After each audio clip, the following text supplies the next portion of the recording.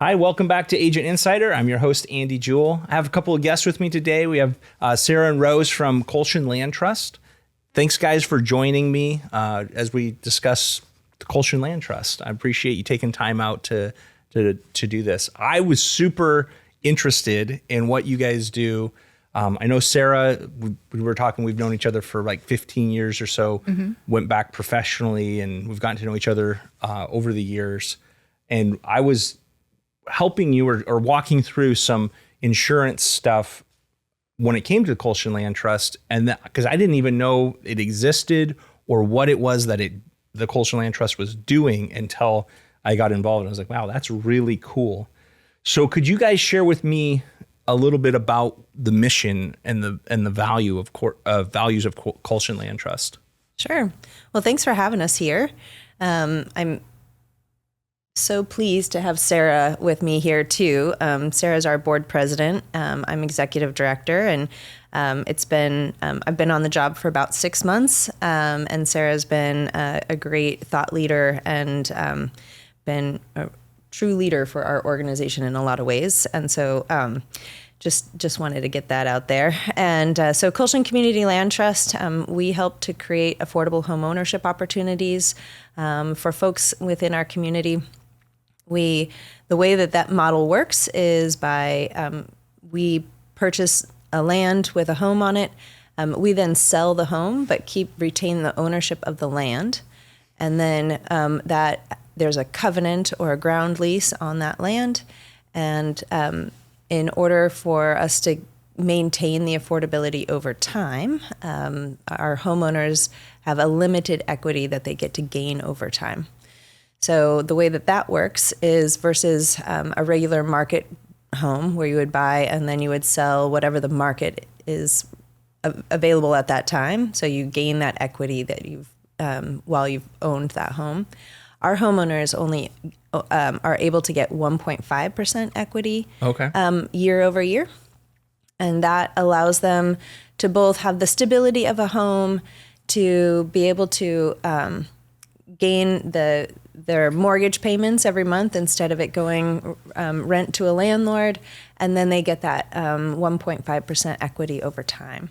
Okay. So it's a great program. We've got 142 homes in our trust right now, and we're growing that every day right now. And yeah, we've been able to serve 238 families so far. So awesome.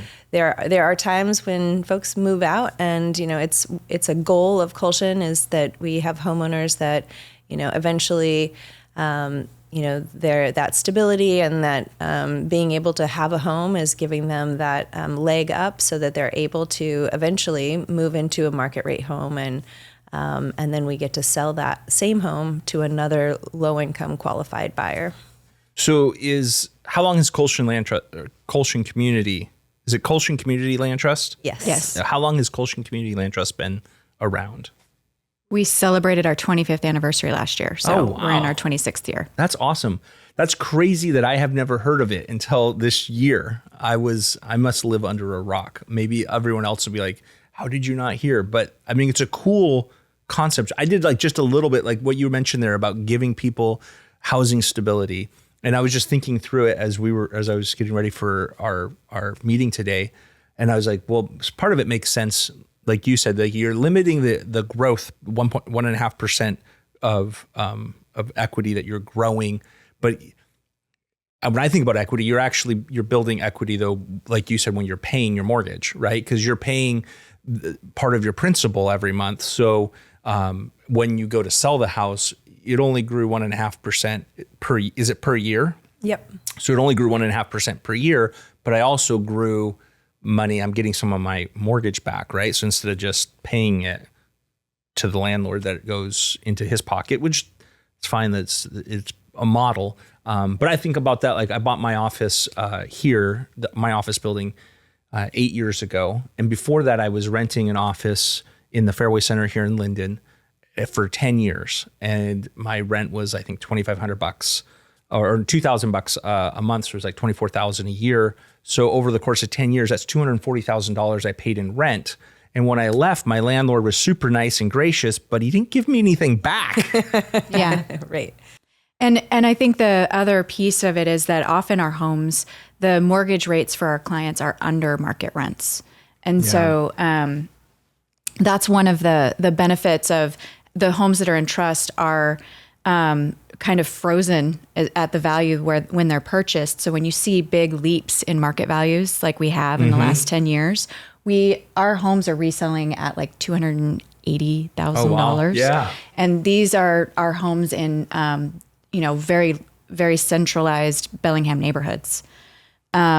So that is the other benefit. And as you can imagine, when you're renting, you have the instability of not knowing when rents are going to go up. Right. And not knowing if you're going to be able to stay in a certain location for an extended period of time.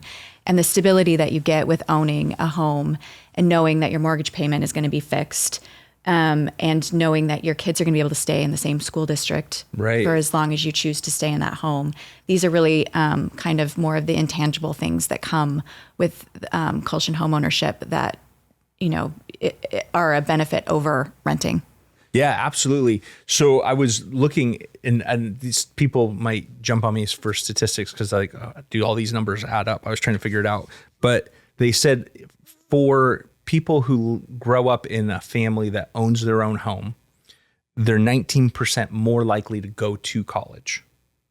If they're 11% more likely to graduate high school. So I'm assuming that the 19% is assuming over the people who graduate, 19% more likely if you come from a family that owns their own home versus a renting family to go to college, and 4.5% more likely to complete a degree. So it does make a difference. And then socially, like for kids that are unhoused or homeless or struggling with housing, there's 65% of them are arrested as teenagers. So it definitely has a huge impact in their social and economics and, their opportunities moving forward. That generation, it changes when you have a family that goes into home ownership. It ends a generational cycle of poverty. Mm-hmm. And I was like, wow, that's crazy. I wouldn't have thought that would make such a big difference. But just owning a home for your family, probably to your point, right? Like you're not moving all the time. So you're not changing school districts and having that upheaval. You're not losing friend groups. You have more stability inside of your home and inside of your community as a whole. So that's really cool. Yeah. Yeah. I think the sense of ownership too, that you get, children and adults with owning a home, it gives that level of that feeling of permanence where, for kids, I can put all this energy into decorating my room and like turning it into my space when you know that it's, when it's your space. Yeah. It's not like, hey, this is we have to ask the landlord if we can repaint, right? Yeah. Like you're not in that. So, how is Kulshan Community Land Trust funded? That's a good question. We have a variety of funding sources. Primarily, though, we're individual donors and contributors is how we manage our operations. It's a critical piece to how we continue to make the mission work. So when people donate to Kulshan, they're helping us continue to support families through the stewardship of their home. When folks need to resell their home, we can be there to walk them through that process and hold their hand through that. And then we have folks throughout the community. We're doing outreach and education. So those flexible, unrestricted dollars that come from individual donations are really critical to the work that we do. We also have some funding that comes from the federal government through the Office of HUD, and those funds are at risk right now. And then we have some programmatic income that comes when homes resale, but that's a pretty limited piece of the pie. Yeah. So it sounds like the vast majority of it is just through private donors. That's right. That's cool. Well, I think it reminds me, one of my favorite movies is It's a Wonderful Life. I don't know if you guys see it. I didn't watch it until I was like 17 or whatever. And then I was like, this is an amazing movie. So we watch it with our family every every Christmas. We watch It's a Wonderful Life. And so it's kind of ingrained in my mind. But it reminds me there's a scene where it's after George Bailey's dad dies. He's got the building and loan. And the whole premise is like you got the little guy of the building and loan, and then you have Mr. Potter who's trying to control the whole town. And at one point in it, Mr. Potter's trying to shut him down after George's dad dies. And I had to write it down because I was like, I'll say it wrong. And he said, his dad helped a few people get out of your slums, Mr. Potter. And what's wrong with that? He's like, and then he turns to everyone else. He says, you're all businessmen here. Doesn't it make them better citizens? Doesn't it make them better customers? And I think like for people to have that idea and to realize when you help people get into home ownership, like why does it matter when you help people get into home ownership, right? It makes a better community. It makes a stronger community. You're helping give opportunities to that next generation, and you're changing the dynamics of the community.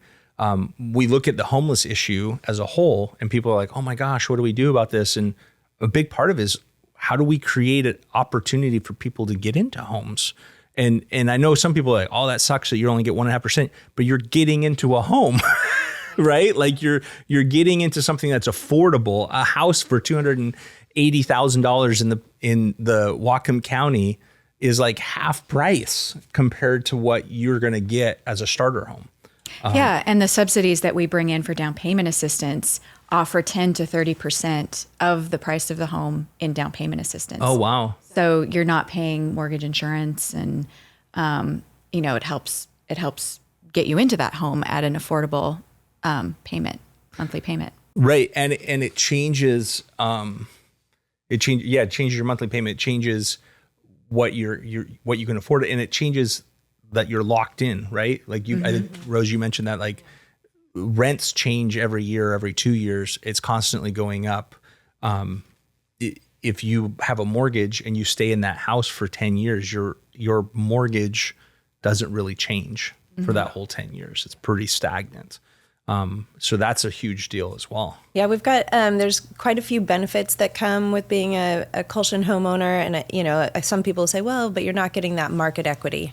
But you do get reduced interest rates on your loans. Our homeowners are all first-time home buyers, so they're coming in, and this is they're getting this is their first opportunity to get home ownership equity at all.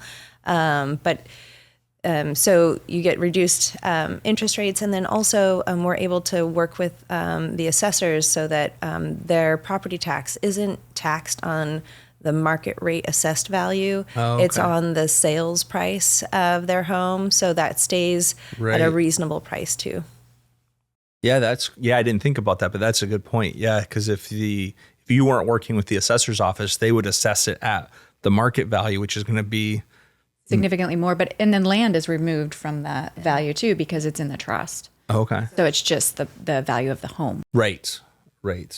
How does that work when so this is something that came up with insurance, right? To think about like the land is not owned by the individual, but the house itself is owned. Is that right? Correct. Because a lot of people were confused. That was why we were talking about insurance. A lot of people got confused because it sounds almost like a condo, right? You're like, oh, I'm part of a homeowners association. I don't own the land. So then Kulshan Land Trust would be the ones insuring everything. But that's not actually how it works. Well, and that is also a difference between our new construction and our legacy homes. So, when Kulshan started 25 years ago, they predominantly were just helping people with the down payment assistance piece of it. That homeowners or prospective homeowners would come to talk to them. They'd educate them on what value they could afford, like how much they could afford in a home, and then say, go out in the market and find something that fits this price point. Oh, okay. And then Kulshan would underwrite the down payment assistance. Well, as we all know, that with the spike in values, I would say less than 10 years ago, it got to the point where there were no homes that fit within the affordability market on the market, within the affordability level of what people could afford in the market. And that is when Kulshan moved into development. So HOAs are new for us Oh, okay. because the legacy, I'm just going to call them legacy homes, don't have HOAs. They're just homes within a neighborhood. There's like some in Columbia, there's some in the York neighborhood. They're just, peppered all over. Are those legacy homes still subject to the same thing where it was 1.5% growth? Yes. But are they still somewhat managed by Kulshan then as they sell? Yes, they sell. They're required to sell through Kulshan per the terms of the land lease. So then they're selling it to somebody else who's qualifying as a first-time home buyer, low income. Correct. Yes. Okay. And I should say it's low to median income, or low to medium income. It's anything below. It's 80% area median income and below is what qualifies for the subsidies that we are applying for. Okay. That's cool. So 80% area median income, it's kind of a moving target and it depends on your household size. But for a family of 4, that's about $94,000. So we're not selling to, we're selling to teachers, Right. it's like people that need housing within the community that they work. So 94,000, family of 4, is that 80%, is the 94,000 the 80% or is that the median income? That's the 80% area median income. So Yeah. that can be one person and have 3 kids. Right. And a $94,000 a year job is a good job. Right. And yet there's no way that someone earning that kind of money could afford to buy a home on the market. So right now you have to make about 140% area median income in order to buy a median priced home in Whatcom County. Wow, that's crazy. So you have to be, to buy an average house, you have to be 40% above average in your income to buy the average house. And you have to have a whole lot of money saved for your down payment. That's right. So it's the income and you have to have this nest egg or source to get the down payment. Yeah, that's nuts. What do you think has driven that in the community for it to get to that point? Because who's buying the houses then? Well, the housing crisis that we're in now, I think is there's not one finger that you can point at one thing. Right. Probably the most articulated way that people are describing it now is just lack of supply. So after the bubble burst in 2008 and we had the Great Recession, people stopped building homes, but people didn't stop moving here. And so we've just reached a spot where, supply and demand has increased housing costs. So the more homes that we can build, the better. And so if we can, we at Kulshan want to see more homes of all kinds, of all sizes and shapes. And my hope is that we can participate with our for-profit builders and others and do development ourselves in order to bring more of these very long-term, permanently affordable homes into our community, in addition to more market rate. Yeah, I think that one of the things you said there that I was like, that's really important is all homes of all sizes, right? I think that we've turned into like that McMansion is what everybody's building, right? Everyone's building a 2,600, 2,800 square foot house, 4 bedrooms, 3 baths, granite countertops, tile floors, tile and hardwood floors, right? And those aren't starter homes. Those are nice homes, but that's not like if I'm struggling to pay rent, that's not the house I want to go buy, right? And even for, even if when you're not trying to build at that level of spec, it is really hard to build at a cost that is affordable for first-time homeowners. And so the benefit that we have, and Rose has been working really hard on this with one of our developments that's we just had our groundbreaking on, is getting donations from contractors, suppliers that are making those materials and more affordable. Yeah, because just the hard cost, right? I was thinking about that. I was talking to one of the builders I know, and he's like, just the hard cost of building is about $200 a square foot. So At least. Right? Yeah. And that's not including your land. Yeah. Or your permits. So if you think about that, I was like, man, like, so to build 1,000 square foot house, that's $200,000 just in building costs. Plus your land is $150,000 to $200,000. So you're at 400,000 with your permits and land and building costs just to build 1,000 square foot house. So that is the problem. Is part of it is that you can't build affordably. So getting donations. So are the builders, like, how's that working? Is it just that people are donating to offset the cost, or what are they doing to lower the cost of building? Yeah, well, and it's a combination of things. So, we are working with our subcontractors, suppliers, and asking them if there's anything that they can do to help reduce costs.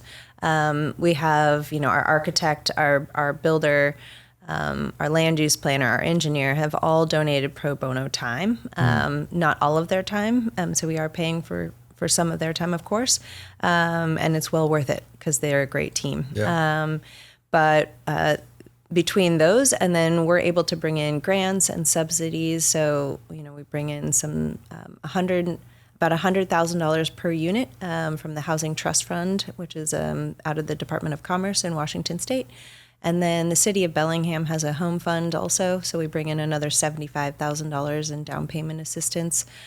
And then, we'll try and get other donations and folks to give towards those projects also. But it's a complex capital stack that we put together, and then. We have the thing with us is that when you build a market rate home, if it costs you more, you can just maybe sell it for a little bit more in order to make your margins, right? Well, we have a very firm cap on what we can sell our homes for because you have to be able to afford it at 80% area median income and below. So we have a real target that we're trying to hit. And what's great about the project that she was just mentioning in Birchwood, neighborhood of Bellingham, is that we're able to, through those like asks to the suppliers and materials and the donations, we want to really create a product that people love, that's durable, that will last a long time. So we really want to do high quality construction, which when you're trying to do affordability, that's a balance. Yeah, there's tension there. But because we're getting those donations, we're able to really create homes that people are going to love. Yeah, that's awesome. It is. That would be you got a big job. You're like, let's make homes people will love, but we got to do it on like a shoestring budget and do it for less than what everybody else can do it for. Yep. That's tough. Yeah. I mean, right now, the city of Bellingham has over 300 permits that are on hold because interest rates are high, construction costs are kind of volatile right now. And so people are just not building because of that reason. But here we are, we're doing it. Yeah, that's awesome. That's awesome. What do you guys see as your biggest challenge as the Kulshan? Well, I think they're sort of twofold, right? We have our development arm, which is like, how do we serve the number of people that we could possibly serve? And so right now in our community, 35% of people are cost burdened by housing, which means they're spending over 35% of their income on housing. And there's a lot of people out there that are, hardworking, good people that deserve to have home ownership opportunities. And so it feels it's like a vast abyss of opportunity in what we need to do in order to help meet the need. So we need to be building more, and the challenge there is just the lack of funding that's available for that, and in our capacity in order to do as many projects as we can. Right now, we have 3 different development projects going at one time. Oh, wow. So we're building townhomes on Telegraph in Bellingham, and those have been under construction for several years. We've got 4 that will be for sale here in the next, well, they're all under contract right now. Yeah. But those are closed in the next 6 weeks. We've got another 8 homes that we're starting there soon. And then we have 18 homes in Birchwood, and then we're starting pre-development on a project in Ferndale, which is a great opportunity for us to sort of expand affordability to that community, and we'll do up to 50 homes there. Oh, wow. So that's a lot, or I should a lot of say homes. at least 50 homes in that development. So that's, the challenge is how do we continue to keep up the pace with the demand and the need. And then from the operational side, we have such a shoestring budget for keeping our staff. We need high quality experts that are out there working with folks to get them, make sure that they are working to meet the qualifications. Homeowners have to make some money, but not too much. Right. They have to have some money, but not too much. They can't have any debt, and they have to have good credit, right? Just like any homeowner would. Yeah. And so we need to work with our with the potential applicants and the potential buyers on how we can help them get to that point, right? And so there's a lot of work that we do on the front end, sort of bringing people along so that they're able to qualify. You must have like a long list of people. Applicants. Yeah. Yeah. Right now we have 80 people on our waiting list. Wow. And how many homes do you hope to say bring online, but complete in 2025? Because you got a lot of projects that are going, they won't all complete, but. Well, the 4 that we have that are under contract right now, those will be our homes for 2025. 2026, we'll have somewhere around 24 or 26 homes. And then we'll be working in the Ferndale neighborhood after that for a while to put those 50 homes online. Yeah, that'll be a big project. That'll take a few years. And then in terms of resales, so that's when somebody, maybe gets another job and they can afford to buy a different house, or they've outgrown their Kulshan home. Maybe they need to move. Other life circumstances sometimes cause folks to need to sell their home. And then, so those, we do about 6 of those a year.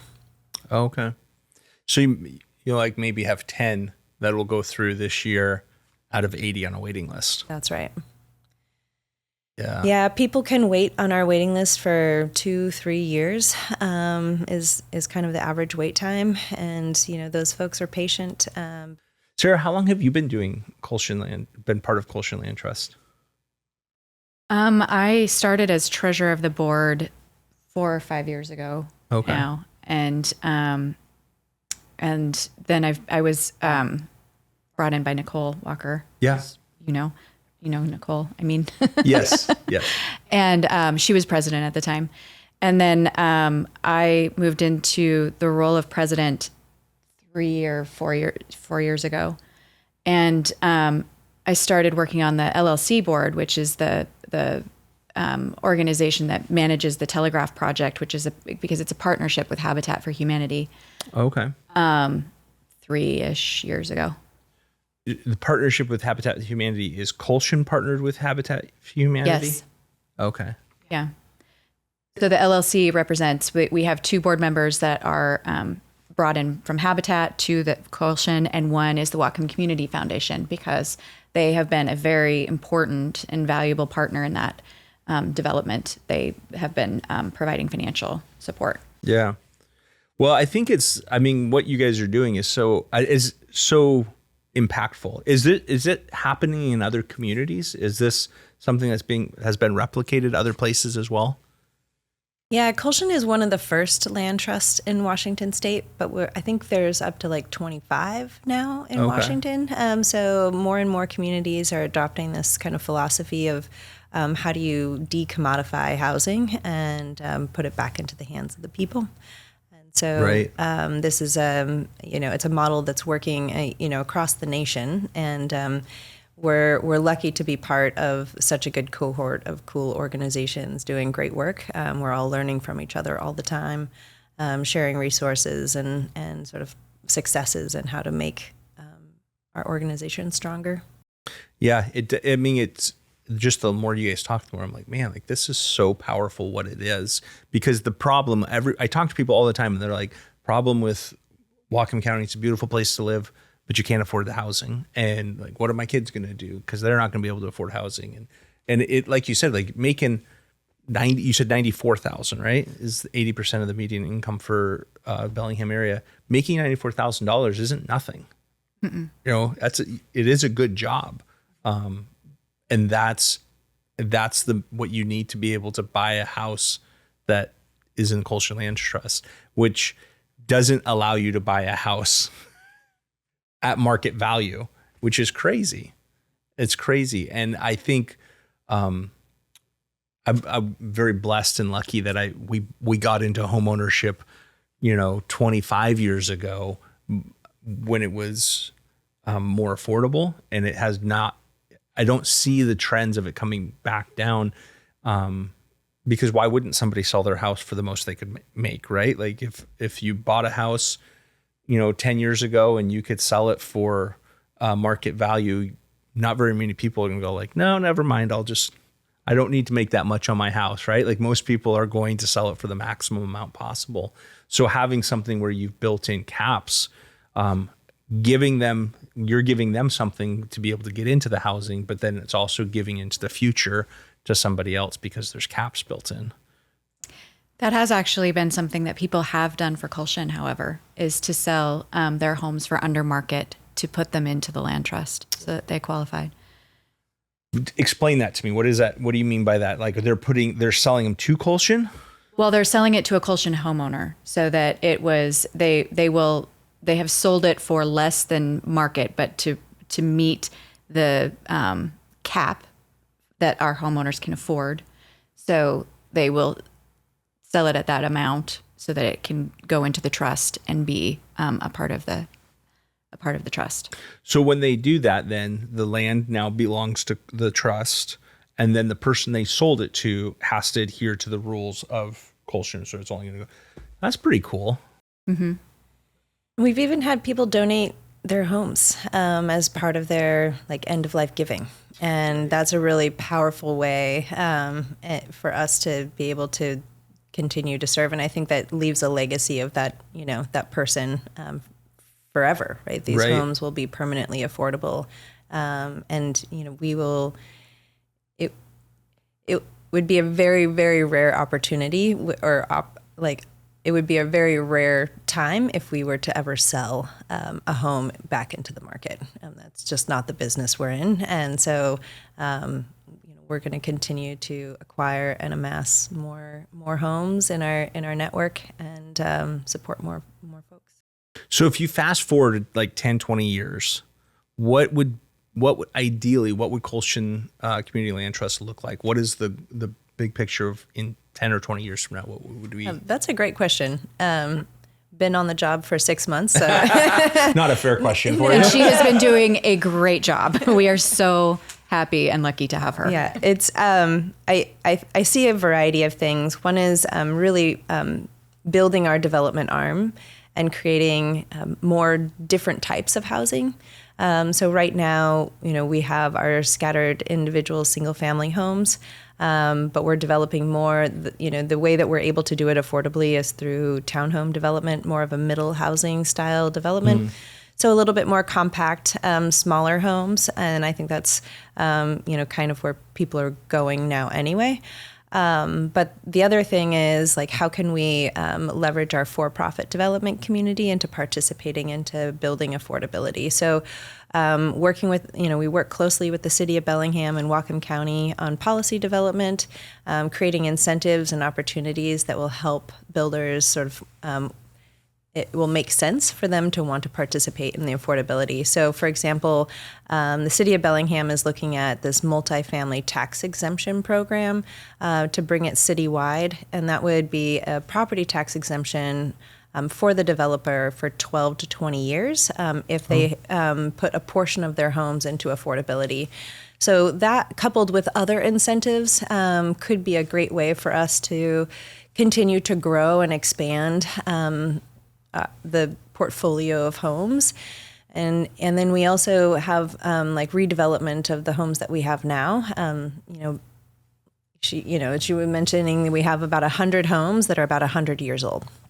And over time, those homes need a lot of maintenance and upkeep. That's one of the challenges our homeowners have is, with limited income, how can they both pay for their kids' soccer practice and get gas in their car, and then also save money to re-roof their house, right? So those are things that we are challenges we are working through, and of course we want to retain as many of those homes as we can. But when the opportunities arise, those are great options for us to put additional ADUs on those properties, and we can sell those as condominiums to other folks within our trust.